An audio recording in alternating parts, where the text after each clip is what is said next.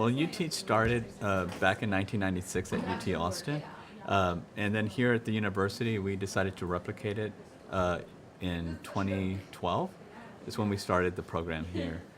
It's for math and science majors who are interested in teaching math and science at the middle school or high school level. What our students do when they're there at the campus, when they go teach their lessons, they are assigned to a specific teacher and they're there for the entire semester. They're not there every day, but on the days that they do go, they work with the students, they teach lessons, and they encourage them to come. We had an interesting thing happen this past semester in that one of these, we had two students that came from Rivera High School who are part of our PBI Saturday, and then came to their class here because they decided to enroll here at UTRGV. There were students here, and at the same time, one of our students who had taught them during the PBI Saturday walked in, and they got to talk and connect. So some of these same students that they're teaching today in these classes end up at our campus as our students as well. Mm-hmm. So that was a very unique experience that happened. But yes, we encourage them to come.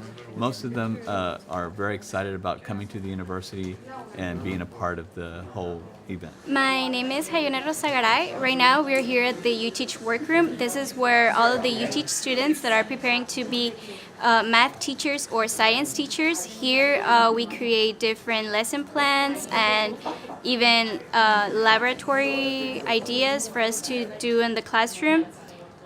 And right now what we're doing is we're working on a PBI lesson, which is a project-based instruction lesson that we're going to be implementing on Saturday. The program is the 4 years that you take, even with my biology degree.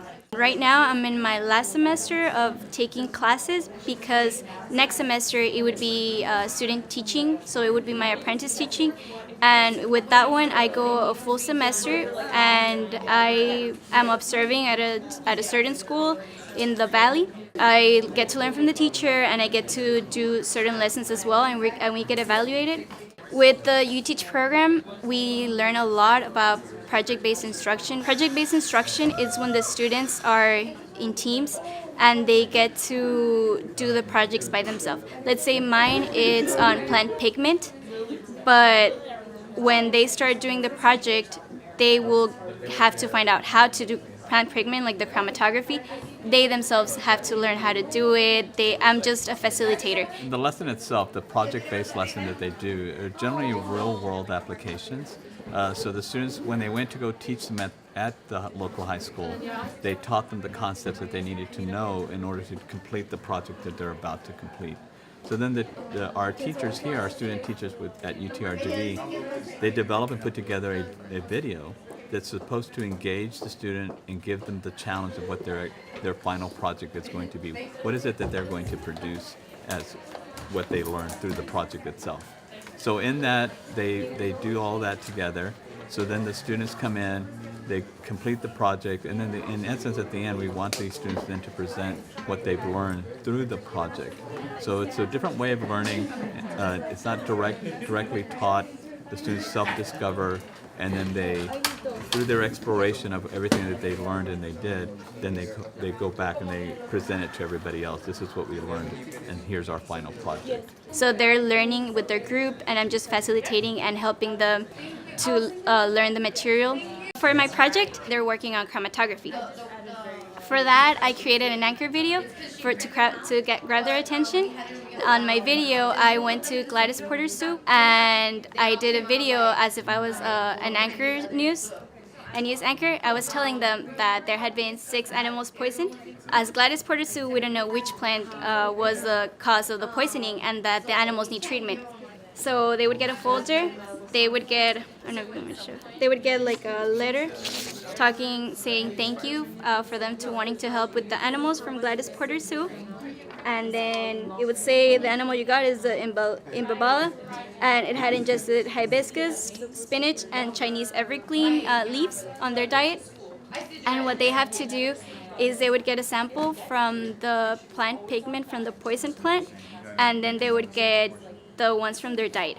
So there will be a table set up, and on the table they have different plants like the hibiscus, they have papaya leaves, they have spinach, Roman lettuce, Chinese evergreen. So they have all the different plant leaves, but they don't know which plant is which. They're not labeled.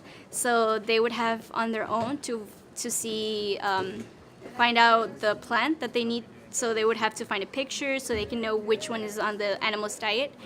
And also they would have to find how to test plant pigments. So when they're looking that up, they would find chromatography, but they would need to know how to test it. So I would be having different stuff set up. Like I have the alcohol, that would be the one used. I have the Benedict's reagent, and I have a 50% and 91% alcohol, depending which one they would want to use. And I also have hydrogen peroxide. I got acetone and different things just for them to think. They would have funnels, that way they can filtrate the material they get. They would also have mortar and pestles, which is like a molcajete for them to grind the plant. And they would have coffee filters there as well. So how I did it when I was trying to test the different plants, it was using the mortar and pestle to grind the leaf with some isopropyl alcohol. And after you grind it, you get the pigment, and then you put the coffee filter on it. So you would get all the plant pigment rise up. And I did on a lot of different plants. And that's how they're gonna test it. They're gonna test the 3 leaves on the animal's diet, and they're gonna test the poisoned pigment. So when they do it, when they do their 3 and the poisoned pigment, they will see which of those 3 leaves was a poisoned plant to do the treatment for the animal. So the one that we use is the Chinese evergreen. So it's a red leaf, and it was really cool because it's a red leaf, so they would think it would stain red. But when you grind it, it looks dark green. But when you do the chromatography, it stains. Right now it's already dry, but it stains a little brownish, greenish, and then it had the reddish on it. So when they test the plants and the poison plant, they would see the connection between the two. And then they would be able to explain why they think a certain plant leaf was a poison plant. We are now the largest UTeach program replication site in the entire country. We've exceeded the number of students at the flagship school, UT Austin, so we're really proud of that. For PBI Saturday, we work with Rivetta High School, organizing students coming to UTRGV Brownsville campus on a Saturday morning from about 9 to noon to be the students in one of the university student teachers' PBI lessons. So with our partnership with Rivetta, they actually bus the students over to the university for us. So the students have to sign permission slips, their parents drop them off at the high school, and they get bused over to the university. They come and do, they're put in different classrooms here at the university where they do a full PBI project under the guidance of our students. It also gives these high school students the opportunity to extend their STEM experience, so STEM being science, technology, engineering, mathematics, so it's really extending their educational experience, but it also gives them the opportunity to come see the university. And what I have found in the past is that even though these students are from Brownsville, many of them have never stepped foot on the university, at the university. So we try and make time to give them a mini tour, and we take them out of once they finish their PBI project, we take them out to the campus and just show them around the local area and do a big group picture, and then that's pretty much it. And it's kind of a neat opportunity not only to participate in these types of lessons, like if you're interested in math, you're interested in science, it can be a lot of fun for them. They don't get to do labs like this in school all that often, but they get to come to the university. They get to see what a university lab looks like, because it's different than their classroom lab. So they get that exposure, and it's been a very positive response, and I think they enjoy it.